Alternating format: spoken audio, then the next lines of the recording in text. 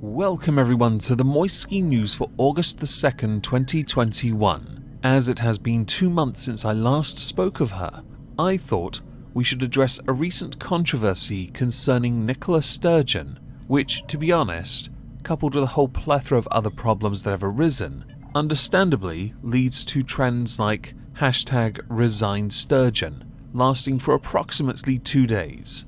Many of you will not have noticed that if you use Twitter, because Chris Chan has taken over the internet. That is not, though, a discussion on politics, so therefore it is not for this channel. The reason Nicola Sturgeon was trending for 2 days is because of one of the biggest failings of the SNP government, a failing that has been growing for 7 years, a failing that is recognised as the single biggest in all of Europe. As we will undoubtedly go through a number of responses to the tag, it is worth noting now, a lot of the responses have involved deluded deflections, and it all being the fault of the British Tories, because money, or because of UK policy being the reasons that the SNP, who hold a vast majority and have sovereign power over very key issues we're going to address today, have failed to tackle the problems. So what are the problems? Is it the blatant corruption that led to Nicola Sturgeon walking away scot-free, even though she is entirely to blame for that rather botched investigation into Alex Salmond? You know, the one where ministerial code was breached, but it was determined to be via Parliament, which is very, very much mass majority SNP, voted it to be inadvertently. No. Is it the lies? Because there have been plenty of those. In fact, the misleading of Parliament was one of them. No. Is it the secrecy? Because whenever you ask for information from them that they should disclose, including vital information that has been requested by the UK government, they have dawdled, dithered, and delayed because of their own nonsensical reasons. Again, the breaching of ministerial code investigation proved that, because they were reluctant to pass on information because of bullshit excuses. No. Is it the missing £600,000? No, it is in fact the monstrous number of drug-related deaths that has skyrocketed in 6 years by over 100%. It is such a high number, yet coverage of it has been minimal. In fact, the only ones that do seem to cover it at the moment are mostly conservative-leaning tabloids. Every year, Nicola Sturgeon gave the same regurgitated response for the reason that the deaths were going up, where she took personal responsibility for the drugs crisis, initially doing things like sacking the then current health minister, and then promising to do something about it by meeting with people. In 2017, she said we must see those who suffer from addiction as a human being first and foremost, which was considered by many a sly dig at the UK because of their policy, forgetting that Scotland has full control over its health policy, meaning they can in fact address this differently. In 2018, I think it's a national outrage that so many people die of drugs. We've had debates in this chamber before about one of the issues being the aging of a cohort who uses drugs when they were younger. On this issue, there needs to be new and bold thinking. We should be prepared to sometimes do things that may be controversial and may in some areas be unpopular, but where there is an evidence base for them, we should have the courage to do them. In 2019, I regularly speak to people who have experience of drug use in my constituency and families affected by drug use, and those conversations often underline the complexity of the issue and what we need to do. When we have health professionals and experts in this field saying this is one of the most important things we could do, it is unconscionable that we have a UK government standing in the way of that. And in 2020, behind every one of these statistics is a human being whose life mattered. I'm sorry to every family who has suffered.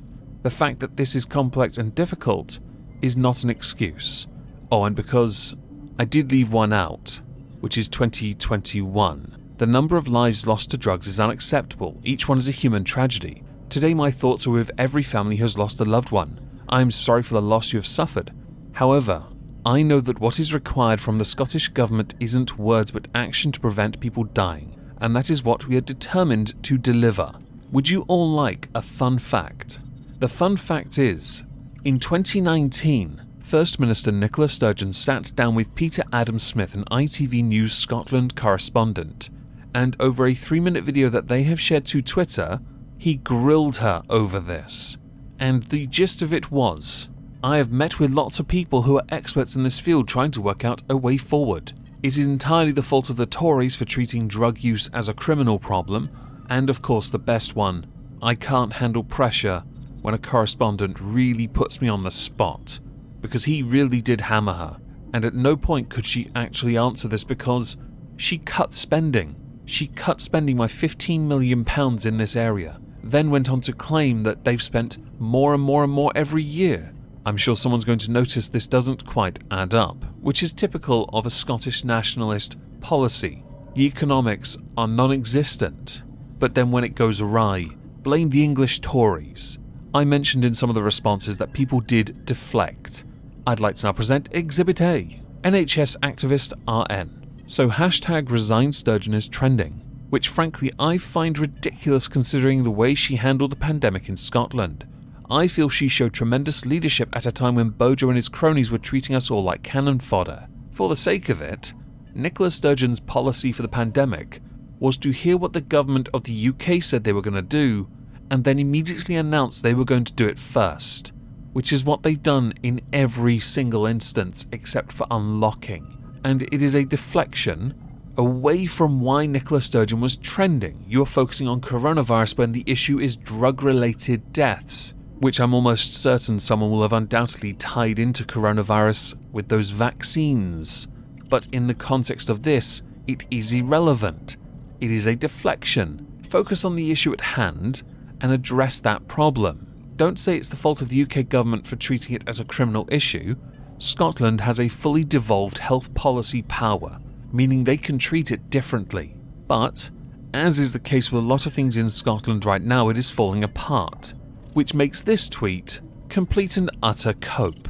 So my view, the SNP have failed because they're obsessed over independence and not governing and being there for the people of Scotland. Instead of wasting money on PR stunts, photo ops, and constantly trying to one-up the English, prove you can in fact work as an independent nation by governing without regurgitated excuses in response to legitimate criticism. Not that you being able to prove you could in fact govern independently will give you independence, but for the sake of a country so desperate to rejoin the EU, this is hardly a good look for you, and I think the EU may well have turned that light off for Scotland because of it. Why would they want you there? The SNP have failed on roads, education, drug deaths, care home deaths, Scottish businesses. They have lied, they are corrupt, they've hidden money, they're secretive, almost clandestine in fact. You are only voted for because of independence and because you constantly peddle the idea of hating England as a good thing.